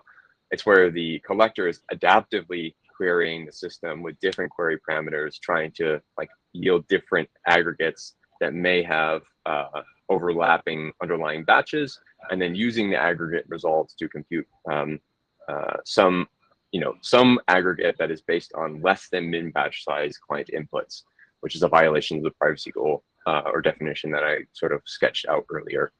The current query enforcement mechanism does not prohibit or does not allow this, because it ensures that every single query must be disjoint or exactly the same. But this is obviously, I think, something we want to protect against. Okay, so I don't know if this list is exhaustive. In fact, that's one of the questions of the group. Like, have we sufficiently identified, all the relevant problems for privacy relevant problems for DApp? But the question that we're asking ourselves now is, what are reasonable mitigations for these particular issues? So let's take the stuffing attack as an example. It might be reasonable to say that this is a very deployment specific problem that you could deal with if you had, for example, client authentication that ensured that every single client input was honest and not maliciously generated. You could address it with some application of differential privacy, local or central or otherwise. I think it kind of depends on the specific deployment, and I don't know to what extent DApp wants to mandate or require anything about dealing with this particular problem. And the same goes for oversampling as well, because that's very closely adjacent to the stuffing and Sybil attack. The intersection attack, however, we can deal with in the protocol. In fact, we do deal with in the protocol right now, but it's as 273 or issue 273 sort of talks about. It's not. It can be improved, and we aim to do that.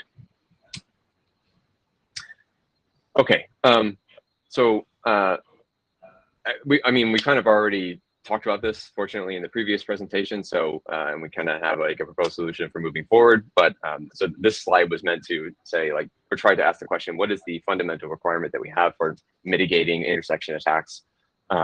And the informal goal is to basically not allow, the privacy definition that we described earlier to be violated. So all aggregates are based on the minimum batch size. And the enforcement is to basically ensure that, every single report contributes to some number of, or exactly one query in this particular case, as we were describing. And the question that was raised previously was, what is a reasonable way for expressing queries such as this privacy goal is meant? But I think like the conclusion that we reached was, maybe don't constrain ourselves with how we express queries, just enforce the fundamental invariant for query validation or batch predicate validation, and allow whatever sort of queries make sense in the time being. And separately, we can figure out what the drill down solution would be. Yeah, DKG, I assume now's a good time to take questions.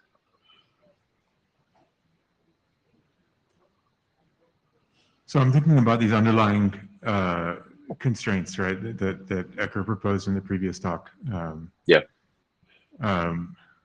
Sorry, there's also something on a few slides back that I just don't want to go into the record if it was miswritten.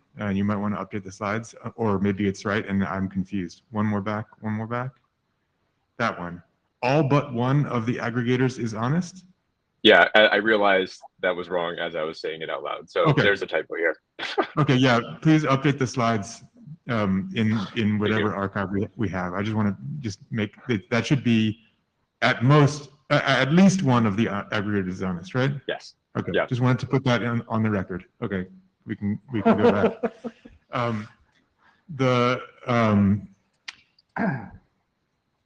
In the situation where everyone submits one report on their own, then the types of constraints that Ecker was describing sound pretty plausible to me. I mean, I don't have a clear analysis of it exactly. I don't know for sure, but if we say you can only use each report in one query, and each query needs a reasonable size batch, then I'm fairly confident about those protections. In the event that each client might report more than once over time, I am much less confident in that defense. In the event that the client's reports might themselves be aggregatable, then I don't know how to evaluate this. So yeah, I mean, this is the same thing with a lot of differential privacy questions, right? Right. Yes. If everybody's doing it once, it's fine. But then once you think about it over time and you don't know what the aggregation possibilities are, it's a lot harder to evaluate. Yeah, I was chatting with Martin Thompson about this earlier in the week in the concept of IPA. This is fundamentally related to the concept of like over release or continue release in that setting. It's not clear like what is the best way to deal with this in practice. Like do you on the client collector side, do you bound the number of times a given client can contribute its input across different aggregations or different tasks? So I don't know the answer there or the best answer there, but I agree that the current query enforcement mechanism, and even the one that was proposed, is only helpful in the context of a single like aggregate or a single task rather. It does not consider like leakage that might occur across tasks that have as input the same client values. Yeah, Becker, go ahead. Yeah. So just to that point first, I believe that actually doing anything about that, another constraint that clients are continuously reporting, as opposed to the clients, report only a small number of times. I don't know any way to do anything about that that doesn't also require some sort of reasonably strong client identification. Like if you de-anonymize the clients, obviously there's no way to, for instance, say that you can't bucket up all the clients, all the clients that queries over a month, right? So I'm not sure. I don't have a fix, but that's my initial observation. The second is, the version the constraint the DKG just suggested, which is to say, one query per submission and and no submission may be and no batch size is more than n, is like playing on easy mode, right? And I guess I don't actually know whether there's an algorithm that provides the variant you describe up there informally, given if you just give me the matrix of like which queries are in which batches, I actually don't know if there's an efficient algorithm to determine whether it conforms with this requirement. Yeah. So maybe you do know, but I don't know. Do you know? No, I don't think we have one either. And this is something we were talking about with some folks in the Slack channel about, especially as you start adding like multiple dimensions to how you express certain queries, how you enforce this like, non-overlapping. No, well, I'm actually suggesting something different. I'm saying, give me, for each query, give me the list of submissions involved in that query. Like in normal form rather than like, in enumerated form rather than generative form. And can you simply determine validity of this constraint, right? And if we had an algorithm, so I guess where I'm going with this, and I think I sort of indicated earlier, right, is that I think the easiest way to do whatever we do is going to be to require the both servers to maintain an inventory of exactly which queries each client was involved in, and then to prescribe an algorithm that determines whether the n+1th query is a valid query based on the previous n queries. And it doesn't say anything about how the queries are expressed because the only thing that the servers are required to express is query membership, right? And so I think that then that if we had that, then we'd be able, for the case of this, to ask the simple math question of like, is there an algorithm for looking at the matrix and determining conformance, right? And I suspect there is, but I just I don't know because I'm not a math guy. Yeah, I mean, I think the thinking that I have right now is that each aggregator would mark reports that contributed to batches as dirty or not, based on whether or not they were included in particular queries, and then we would express the enforcement criteria based on like that dirty bit for every single report. That seems like the simplest thing right now. But I agree. As written, I don't see an obvious algorithm, but the simpler one that I think you were describing does make sense. Chris. We can find a solution. I think I would like to be able to minimize. Can you start over? Like you're cut off at the beginning. Yeah. I also don't have a solution for this, but I suspect, like, we've been thinking about this on my team for a little while, and I think I'm a little more confident that we can find a solution. But yeah, so I don't think we should rule anything in or out at this point, but just work on the problem. I actually wanted to add something. For folks interested in working on differential privacy, we are definitely going to have to make accommodations in the DApp spec itself. But over in the CFRG, we think that we're going to need to say something in the VDAF document itself about how to compose differential privacy. So if anyone has expertise there and wants to contribute, we would love to have your help on the VDAF document. And that's all I got. Okay, cool. Thank you. All right, so just to kind of wrap up, I wanted to circle back to the high-level questions that I was trying to identify and hopefully get some discussion around. First, I guess, is the threat model clear with the the edit that DKG pointed out and that we discovered during while presenting it? Second of which is, are there attacks that we're actively not considering, or just not considering, not actively, that we think we should address either as first-class sort of citizens in the protocol itself, or as a deployment-specific thing. And the third one, do folks agree with sort of just right now constraining ourselves to mitigating the intersection attack using the sort of proposal that has now been floated and DApp, and sort of punting on the other ones for the time being?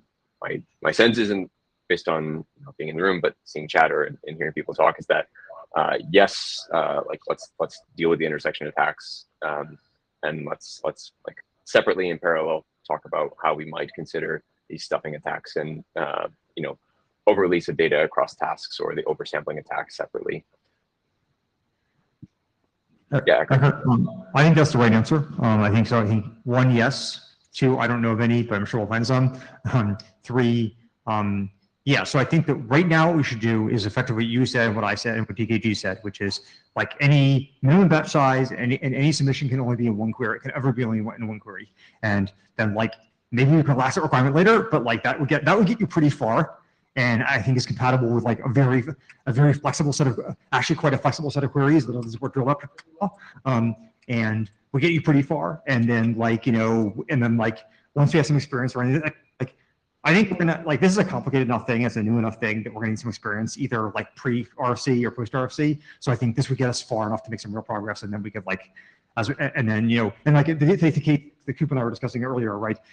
We could have addressed that problem by like doing the aggregate on like for like day one, and then drill down for day two, and like that would have also solved the problem in a slightly clunky way. So I think this is already useful functionality, and as Patton was saying, like, let's get something there. Please try to keep remarks brief so we can get to the last presentation. Tim?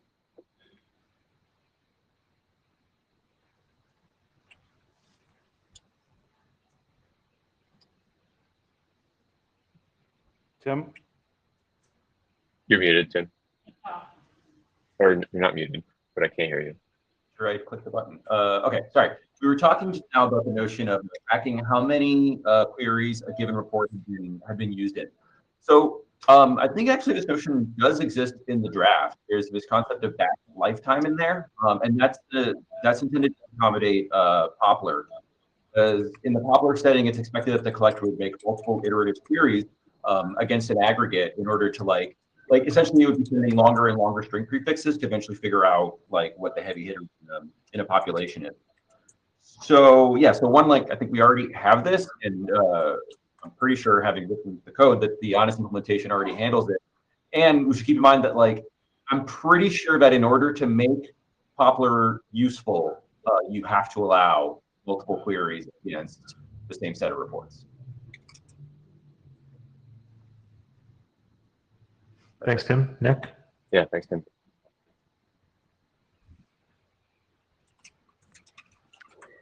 Nick Doty, CDC. I think this is a great start on the privacy threat model. I don't think we should be confident that we've considered every privacy threat. And in particular, I wanted to raise something that I think has come up in the chat, or Sophia had mentioned in another presentation. There might be some privacy threats that are about groups rather than individuals. And I think that'd be particularly important with small groups. But if I don't learn that, yes, this particular person had this particular report, but I do learn that,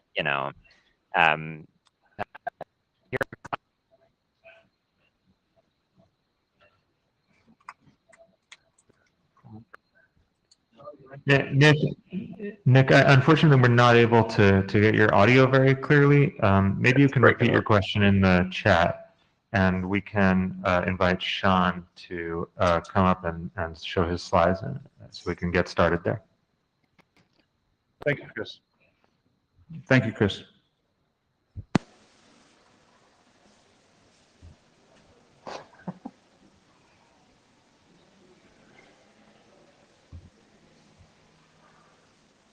Good day, everyone.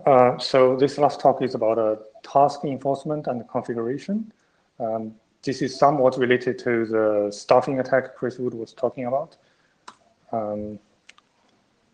So this is a list of task parameters defined in the current DAP draft. So today we are focusing on the parameters that are particularly important to a task. So here we have parameters like the VDAF verified key, which is not necessarily related to a task. And it's also a shared secret between the leader and helpers. So what we are talking today doesn't necessarily apply to these kind of parameters, but it definitely applies to things like minimum batch size. So when we say task enforcement, what we mean is how do we make sure the parameters we configured for a particular task is used by the clients, and how does the clients know these parameters are enforced and actually used by the aggregators. And when we say task configuration, we mean the process of creating the task with such parameters. And today, this is handled auto-bound. There's no detailed spec in DAP. DAP just assumes it's deployment specific. But there are some potential issues and privacy issues with this. So first of all, what if the leader that configures these parameters are dishonest? This is not necessarily just the leader. It could be the collector, or sometimes the leader and the collector could be the same organization. When the task is constructed, either the leader or the collector, they define a minimum batch size that is too small for the task, and then communicate that with the helper. It's impossible for the helper to know if this size is too small. And also it's impossible for the clients that participating in this task to know the privacy guarantee in this task is compromised. Now, this applies to other parameters, especially if you adopt the differential privacy. There could be parameters like the differential privacy epsilon and so on. These parameters can also be VDEF specific. And like I mentioned, how does DAP earn client's trust? So the client know the task the participant is indeed configured of the right parameters and is enforced on the server side.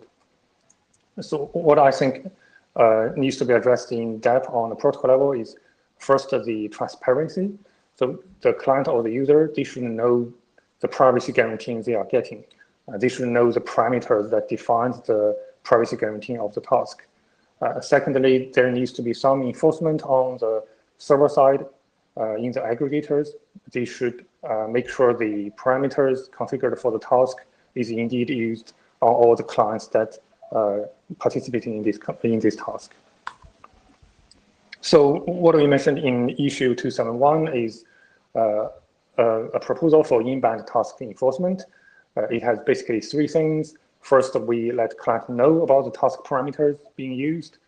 This will help better auditing, so the client can see what parameters they are participating in. They can also develop policies to either opt in a task or not, or have some way of auditing the tasks they have been joining and the parameters being used there. This can also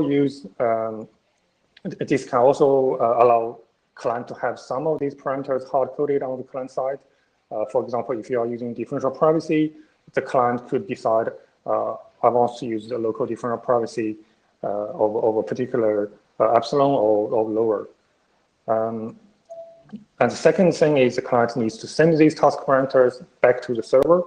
We want to use the extension in the current report because the extension is supposed to be extending what the report is providing. So this is a way to make it extensible for different VDEFs.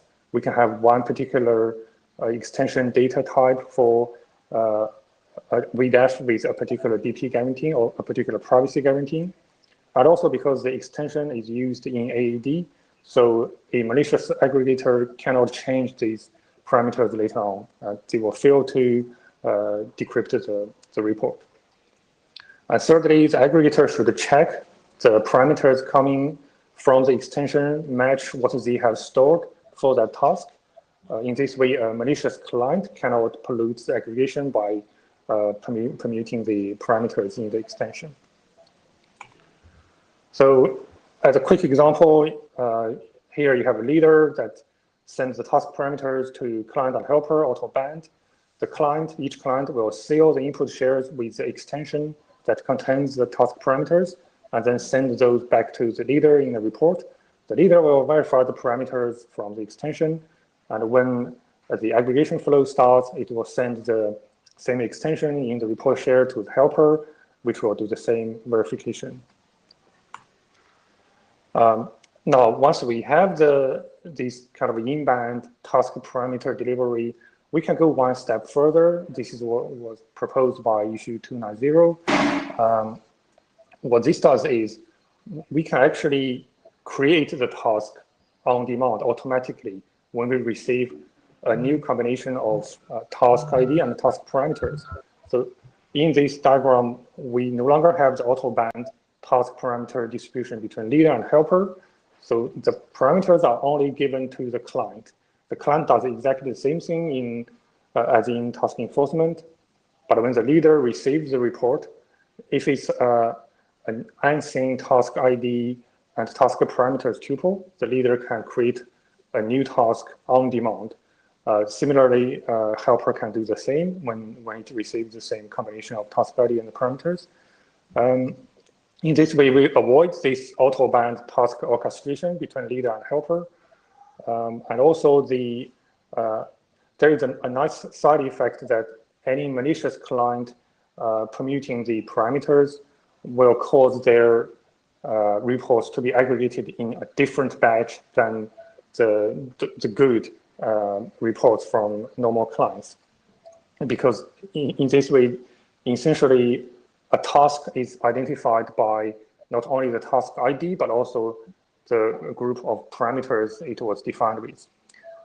This also, from a implementation point of view, is easy to do with any frameworks that implement a group by operator.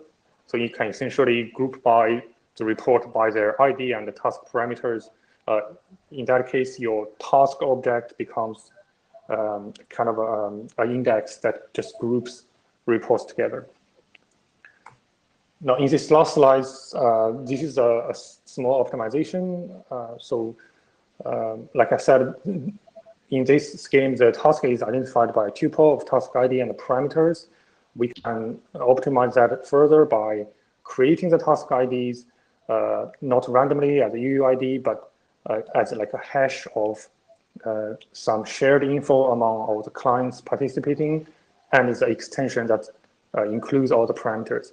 In this way, the ID can be sent to the server, and as one thing the server have to verify as a genuine task. But this does have some implications on whether the task ID can be defined on the server side before the task starts. So this is really just an optimization. That's it. At this point, I want to end the presentation and take some points. Okay, Tim, you're on the Tim, air. please. There we go. Thanks, John, for the presentation. So I just have one note on the notion of like dynamic task configuration. Based on our experience running the push notifications analytics. So yeah, in that system, it kind of Shan describes in that like the task analog are configured dynamically just based on like what inputs are getting uploaded in that system's ingestion servers. Anyway, and it turns out that has been quite valuable because it has enabled like the mobile OS vendors to add new aggregations to the system without needing to explicitly coordinate with like the three organizations running the other servers. So yeah, I just wanted to put up that comment that it is kind of valuable to have this dynamic task configuration capability. Oh, great. Thank you. Chris Patton.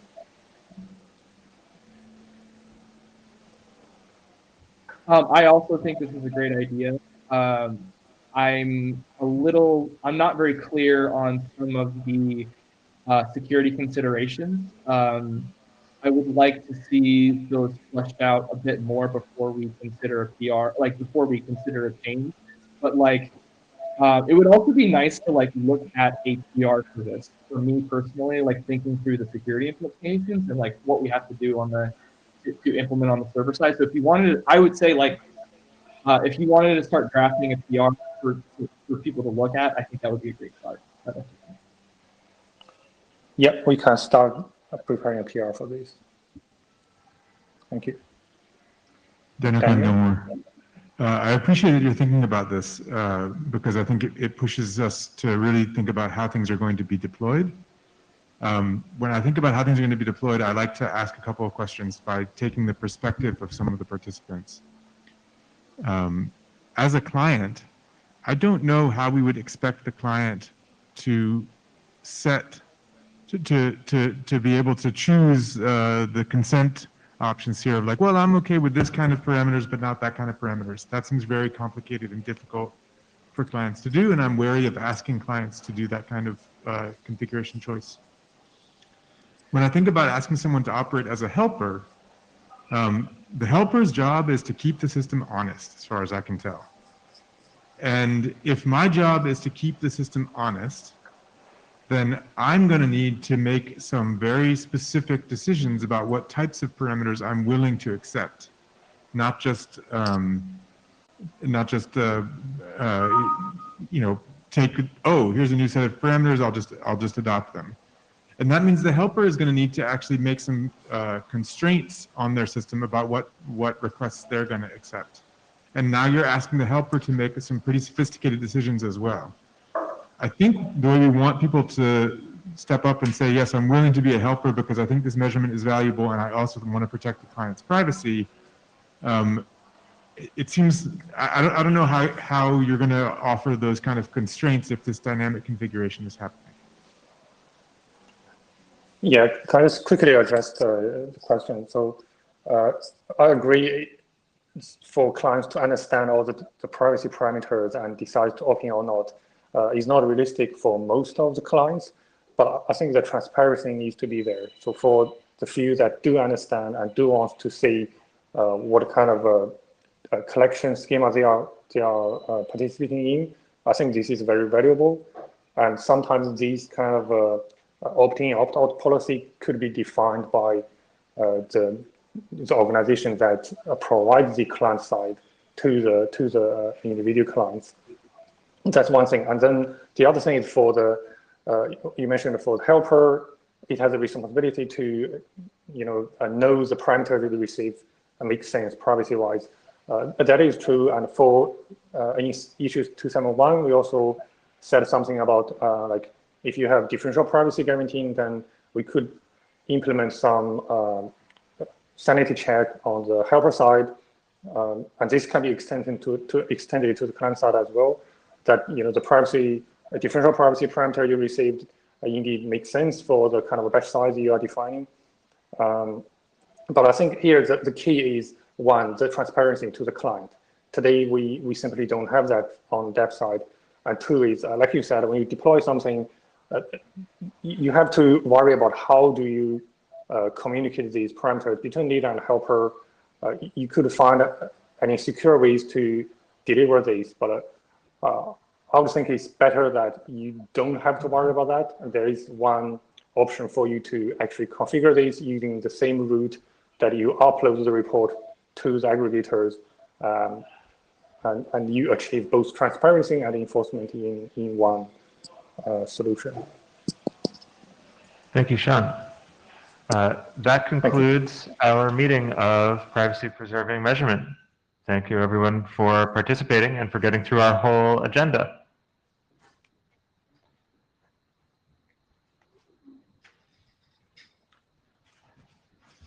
I noticed continuing discussion, particularly about STAR in the Zulip room. Feel free to take that to the list. We haven't issued a call for adoption, but feel free to comment on that on the list, because I see that some people are interested in it. If there are topics that warrant an interim, feel free to come to the chairs. We could schedule such.